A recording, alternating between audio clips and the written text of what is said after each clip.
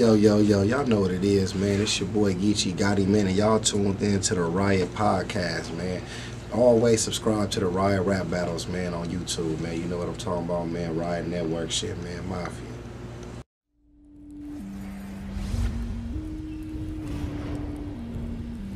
Yo, what's going on, everybody? Ethan here from barsandbattles.com, Riot Network.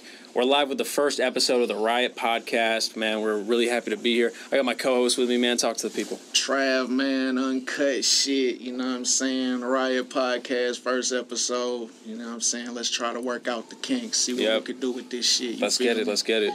And for the first episode, we got to have a special guest. And, of course, man, like, there's no better that we can do than having Champion of the Year 2018, one of the top up-and-comers in all of battle rap. We got Geechi Gotti with us, man. It's a real honor. Yeah, man. You already know, bro. You already know. Already. Pleasure y'all having me. Already. Man, you're coming off of the Arsenal battle, you know what I'm saying? Some of us were there, you know, like, it was crazy to see it in the building, but, you know, what's the feedback been like, you know, now it's a couple of days past? Man, feedback been good, real good feedback, you know what I'm saying? Like, from the fans, from just people in the culture, period, you know what I'm saying? Just been like saying it was a classic battle, one of the best battles of the year. I mean, this year just started, but, you know, at that event, basically, a lot of people saying that was the battle of the night, and on that card that was stacked like that, that's a huge honor, you know what I'm saying? Because there was a lot of other good battles on that card. I don't think it was no bad battles, really. So, yeah, like, man, it's been nothing but good feedback. Me and Arsenal, we chopped it up before and after, you know what I'm saying? Afterwards, he gave me a lot of, you know what I'm saying, good motivation, you know what I mean? Just letting me know, like, man, you feel like I'm next up, you know what I'm saying? I got what's going on right now. So,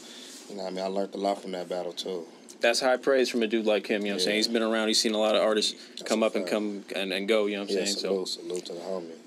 So what was your approach for that battle? You know what I'm saying? I mean, like, it reminded a lot of people of the K-Shine battle, you know what I'm saying, with how active the streets were in that battle. Yeah. But this was different, though. This obviously was, what was the line that he said? I felt like this summarized that battle perfectly, which was Special Olympics, let's see who's the better Crip, you know what I'm saying? So that's what it felt like. That's kind of what it came down, down to it. Like, so what was the approach for you at least? I mean, my approach was, like, to really kind of just level up, you know what I'm saying? Like you say, he one of the legends in this game, you know what I'm saying? He not just any average battle rapper. He been around since the beginning of this shit, man, putting in hella work, you know? So really my approach was just to let people know that I can hang with him on a lyrical level, but also give him something that he haven't had, like, and which is hard in the battle rap because he done battled so much everybody. Facts. So my approach was to attack what his strength was, which was being street and being disrespectful. So let me get street with you. Let me get disrespectful with you. I didn't want to spend too much time trying to out-rap and rap for a long time. I wanted to get straight to the point, you know what I mean? So my bars could resonate with the people and get back to it. You know, I didn't want too many dry spots. So my approach was to just get right to it and get up out of there, you know what I mean? And I think I executed that. You be looking like you be having fun with this shit, man. Like, what was your, like, you know what I'm saying? What's your most, like, fun battle? Like you know what I'm saying? Like where you was just like, all right, man, let me just, you know what I'm saying? Let me just, out of all the battles so far, like, I done had fun in a lot of them, but the most fun was the 2-on-2 with me. Versus Marvin Quest. Like, that was fun. That was like, great, because it was less work for me to memorize the bars because I didn't have to memorize my parts and he memorized his, and writing together just to see what he would come up with and what I would piggyback off of was just, that was dope. Like, I usually hate writing because I'm like, fuck, I got to memorize and write. That time I had a good time, you know what I'm saying? We were just talking about that shit in the parking lot when, like, I believe it was the third, man, when y'all was just like freestyle, having fun with it, like hell nah, man. And me and Nate do the 2-on-2s, you know what I'm saying? We do them shits. We don't do that, dog. In the motherfucking in the middle of this, like, nah, yo, I killed Nate, dog, if he tried some shit like that. Like, hell nah. And we ain't playing that, man. Like, once I went, I just piggybacked and win. I'm like, all right, fuck it, let me come back with that's another crazy one. That you can have that kind of chemistry to where, like, you guys can just like freestyle off each other. Like, that's crazy. Yeah, we just felt it, like, you know what I'm saying? Salute B-Dot, man, Marvin Quest. Them dudes was amazing, man, for that opportunity. But that was probably my most fun out of all my battles was that battle right there, most definitely. Well, then let me ask you something. Like, we talked about, you know, your most fun battle. What would you say has been, like, your toughest battle? Like, I know you've had, like, a lot of plates this last year. You know, the Arsenal battle, to me, seemed like that was the battle where you were most on the back foot. You know what I'm saying? That felt to me like he had you up against it a couple times. You know? Yeah.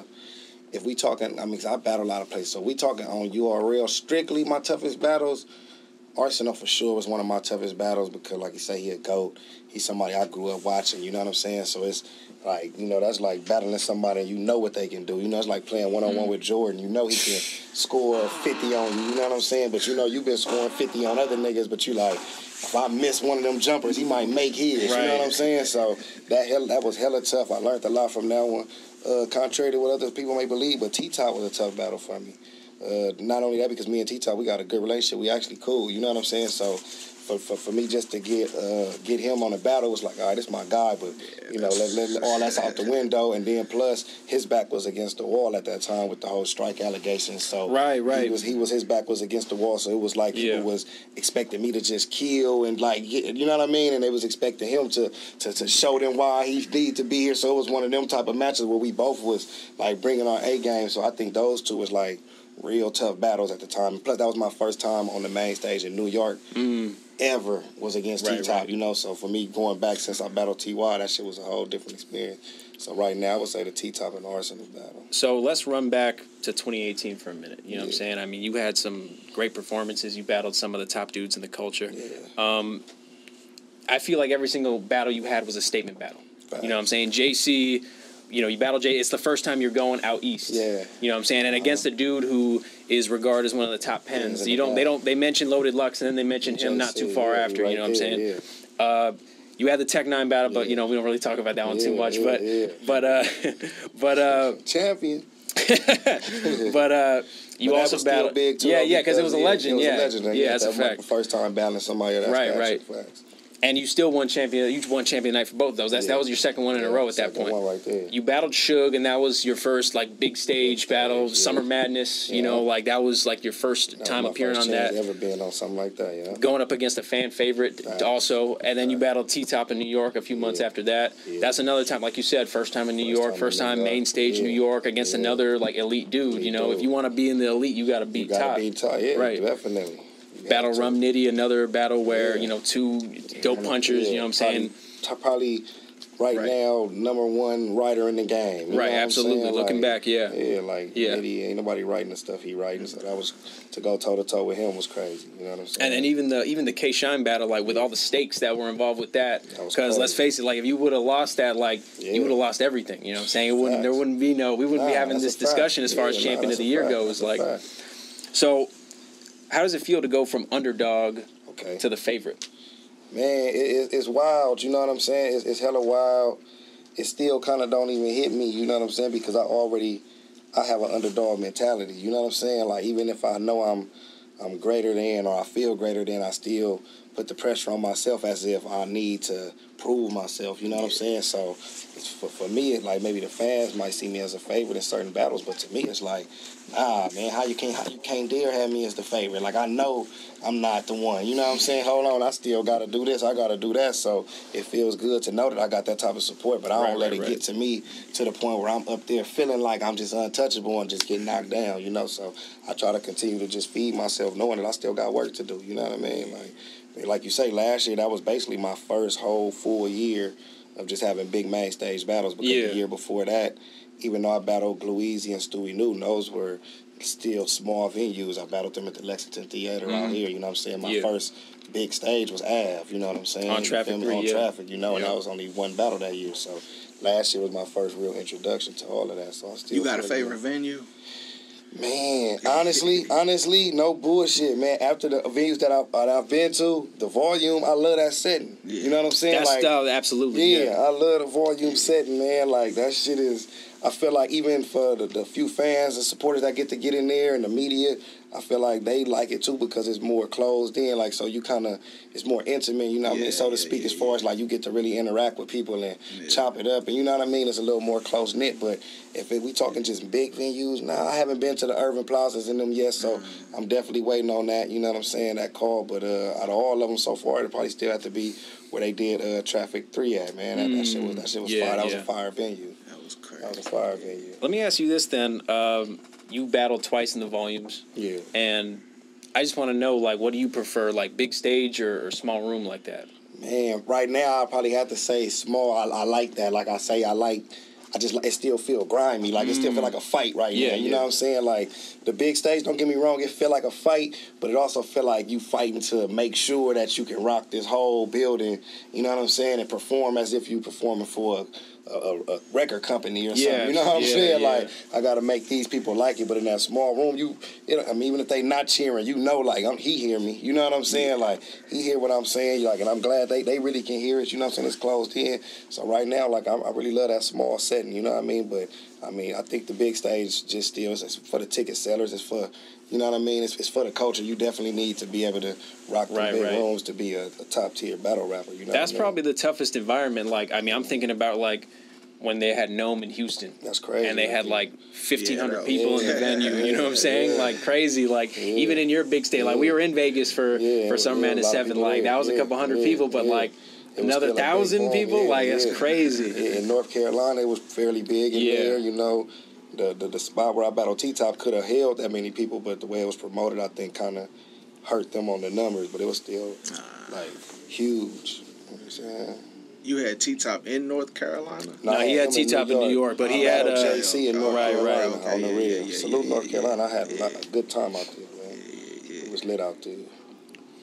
So let's go to when you actually won Champion of the Year. You know what I'm saying? Like, what was your first thought when you heard the news? Man. What were you doing? Break down that whole day for me. Like, because that was a whole event. Like, we were watching eagerly by our phones and our computers and shit like that. So we were watching. I didn't know how they was going to do it. I'm thinking they going to do their little champion of the year. Everybody going to do it how they do it. And then they going to take a day or two. And you know what I mean? I didn't know it was all happening in one whop like that. So I really wasn't even tuned in at first. And then I'm like, man, you got to be watching them. And they doing a little champion of the year shit today. Like, they going to announce it. I'm like, oh, let me tune in. But I didn't want to tune in at the same time. I'm like, man, I don't want to look. You want to jinx it? Yeah. Because I knew, like, as far as from fans and people that, as always, was like, man, I know I don't want champion tonight all these times. I know other people had good years. So it was always people that talks like Gotti somewhere in that top 5, top 3. You know what I'm saying? Whether he win or lose, he's somewhere in there. So my mind was already like, I know I'm somewhere in there. So I remember being on the phone with my people. Was like, my cousin just like, he watching the shit. And they all watching it for me. And I'm like, man, who they say up there? Oh, he number 10. Like, oh, that's crazy. Like, you know what I'm saying? Like, oh, he made number 7. Like, damn. You know what I'm saying? Like, oh, we had number 4. I'm like, they ain't say my name. Like, you know what I'm saying? He like, nah, they ain't said it. Like, you know what I'm saying? Like, now they talking about you. Let's get down to number 3, and they talking. I'm like, damn. You know what I'm saying? And I remember they put Shine at 3. He told me, he was like, oh, they put K Shine at number 3. So then, like, it was just me and Pat Stay left. And I'm like, I tell him, I'm like, man, I'm like, look, man, I'm finna hang up. You know what I'm saying?